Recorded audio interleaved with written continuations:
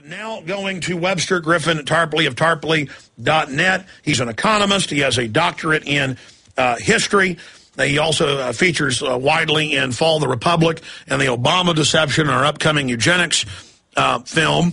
And Webster Tarpley, I wanted to get him on China announcing in their big Chinese daily, ChinaDaily.com. China, Russia yesterday agreed to quit the dollar in all their inter-country transactions with each other. We've got the North Korean situation, which looks like a provocation on my end. I'm not defending North Korea. They're monsters. But let's get Tarpley's view on this and then the TSA. Webster, good to have you here with us. Thank you, Alex. Maybe I could just say first, concerning this circus, as you say, in the airports, just two facts to remember that might have gotten lost after all these months. You remember a couple of days after Mutalab was nabbed on Christmas Day, we had this guy, Richard Wolff, this effete British fellow who talks to Olbermann on MSNBC, and he came out and said, my sources in the White House tell me that this incident was deliberately created, and then he said, we think to make Obama look bad, but the heart of the analysis was correct. The incident was deliberately created, and that was on MSNBC cable news within a week or 10 days after the incident had occurred. And then, of course, it was covered up. But there was a moment where even the Obama White House realized that the rogue network had created this.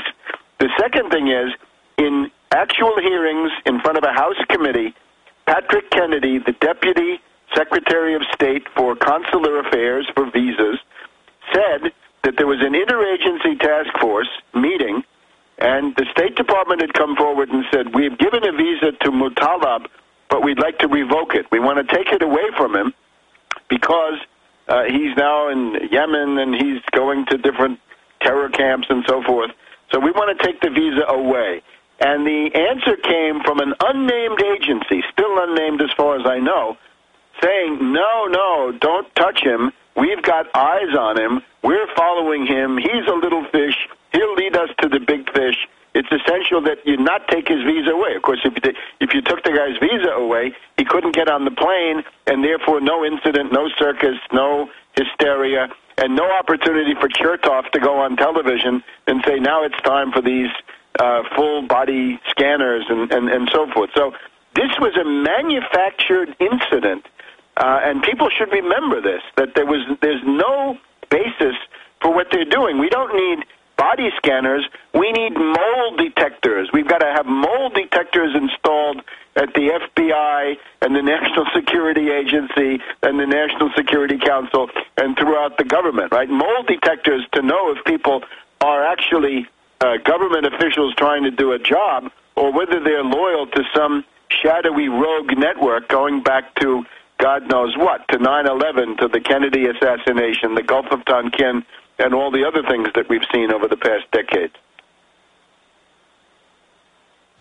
Well, Webster, where do you see all of this going? Well, it's again, we look back to the 1930s. You can see this three-phase process, right? Depression, economic depression, followed by dictatorship, followed by world war. And the big problem we have right now is we're in the depression phase, but we can see the dictatorship elements gathering and becoming stronger in the society. And the problem with that is once you get into the dictatorship phase, it's almost impossible to stop the third phase, which is the world war phase, because that's where it ultimately leads. The political forces that could have stopped World War II had been destroyed in places like Germany and Italy during the dictatorship phase. So I think the ultimate thing is the only way to fight this is you've got to get out of the depression. You've got to have a broad-based economic recovery, a return to full employment, a return to prosperity, a return to expanding standards of living. Because if you don't do that, the forces in the society pushing towards police states become overwhelming. Just one example, we got this fraud closure crisis going on. Talk about the sanctity of private property. Yeah, there should be that, and there should be the rule of law. But right now we have a zombie banker can come with fake paperwork and essentially steal your house with the help of a robo-judge and a robo-signer and a bunch of corrupt that's paperwork. the issue, is that there's almost, in history in these cycles, a time when the ruling class just goes insane, hire secret police to stick their hands down your pants and train you to submit. Started with the Nazis saying papers, please, and ended with women and children stripped, being marched into holes and their heads being blown off, into pits. And, banks just stealing everything, taxes going up. Look at Ireland. They're now openly saying, we want foreign banks to run Ireland. That's the best way. So the banks that have engineered their collapse are now being praised as the solution. Economic conquest is sold as if it's some type of wonderful thing.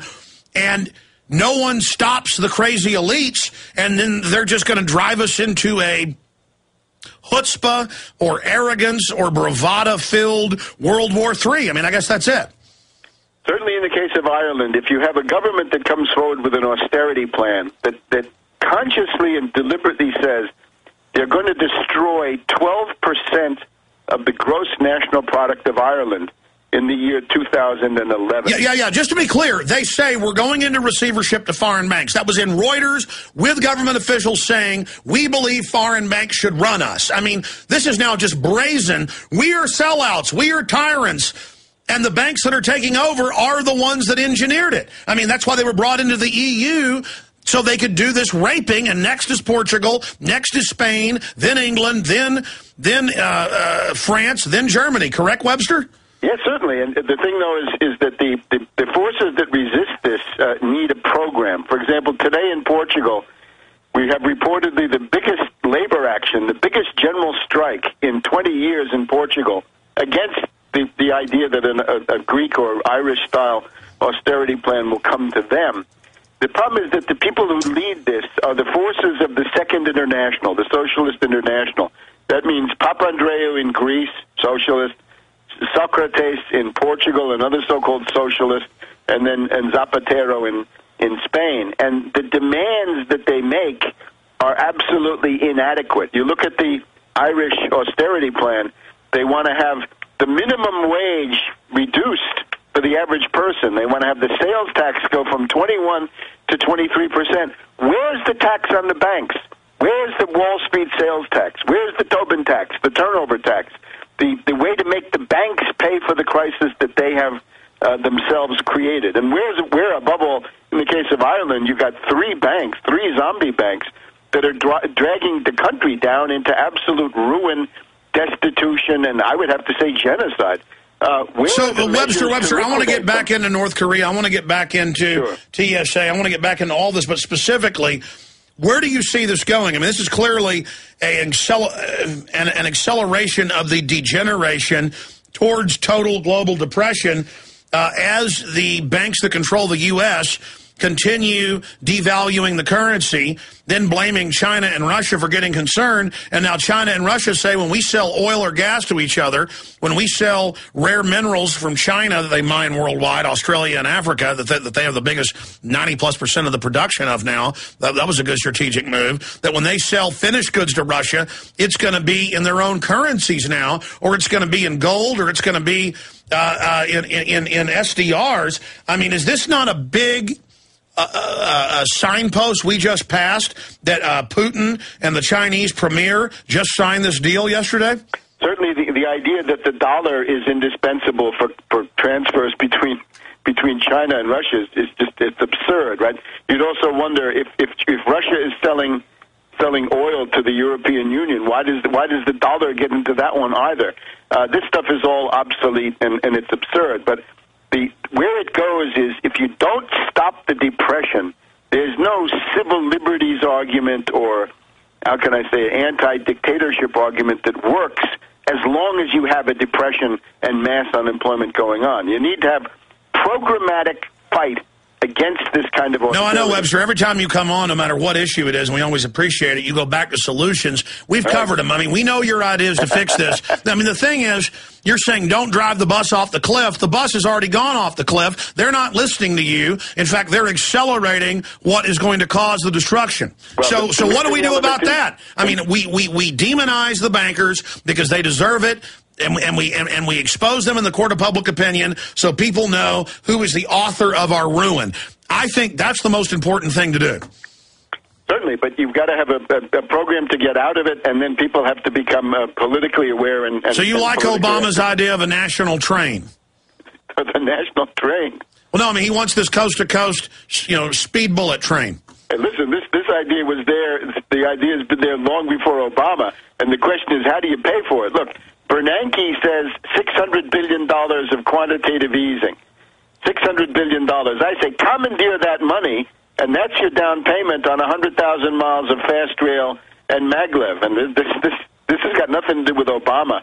Obama's a big faker. Obama brings this up when he can't do it anymore, right? If he was going to do it, why didn't he do it in the first couple of weeks? If you started to build 100,000 miles of maglev and fast rail, you'd have an economic recovery, and people would be able to point to that in their communities all over the United States. And, of course, the people doing this would be private sector contractors. It would revive construction, engineering, steel production, rolling stock, a whole series of industries would now be... No, I know. That's why I raised the point, but they're not doing that from that, classical... infrastructure Americana perspective. Sure. China's doing that. The elites have decided to basically suck this country dry, demonize us for all of their exploits, and leave us holding the bag. So again, how does this North Korea thing tie into it? All right, now I think this is pretty obvious. I mean, this is the kind of circus we've seen again and again and again. The occasion for this is this maneuver, which is held periodically, called Hoguk, H-O-G-U-K. All right, stay there. Final segment. Come back and get into North Korea, because now they're sending a U.S. carrier. They're saying they're going to do drills basically in the same area, trying to get a provocation from the lunatics in North Korea, proxies for the Chi-Coms. Webster Tarpley is our guest. It's national, no fly. We're not your slaves. You're not sticking your hand down our pants day. We'll have all the developments at Infowars.com and PresidentBlanda.com.